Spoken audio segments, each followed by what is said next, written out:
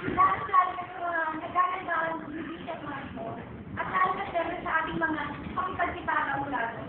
At kaya mo na ang namunod ay pinamagatang bilang Pilipino, karangalan sa kasaysayan ng langit. Kasabay sa mabilis na pagtakbo ng mga inawasan ay ang mabilis na pagsusal ng buhay ng ating mga Pinoy. Sa panahon ngayon, nakikita ko na namin kung gaano talaga ang wika. Sabi na namin guro nung ako ay nasa high school pa lang, sinabi niya na ang wika ay ang kaluluwa ng ating dami. Bakit kaya nasabi ang kaluluwa, ang wika ang kaluluwa ng ating dami? Kaluluwa, hindi man ang kaluluwa, kahit ang kaluluwa ay kasabay natin. Parang ang wika, kahit na tayo pumunta, ito niya sa ating sarili.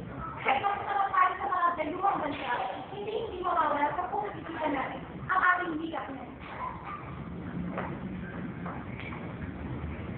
Sinabi nga ng ating pangbansang-bayan, ang hindi magpakalan sa sariling wika at hindi pasang malas ng isla. Marami na dahil nito narinig ang mga ganyan. Ngunit, ano nga ba? Paano nga ba natin ito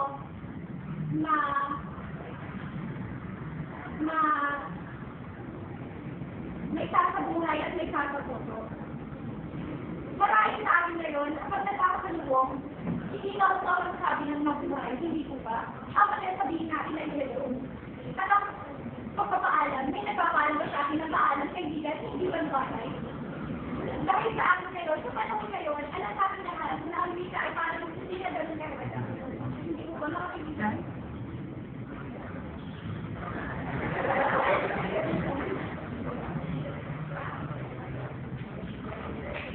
Ito ay kalakalan ng ating bansa. Maraming, kung wala pa ang wika ngayon, ay wala rin tayong pagkakaisa.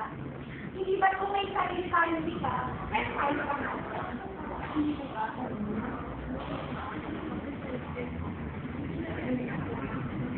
Karangalan. Ito ay isang napakagandang karangalan na ating.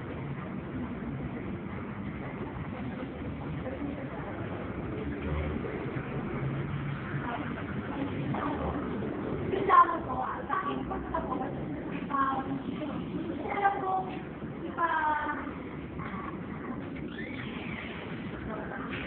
Sumahagi. nakakarating sa inyo ang halaga ng wika sa inyong mga mag-aaral. Naway, ito ay ating malaman kung gaano kahalaga ang wika sa ating buhay.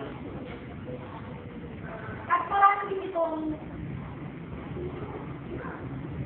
kabutihan sa idulot sa ating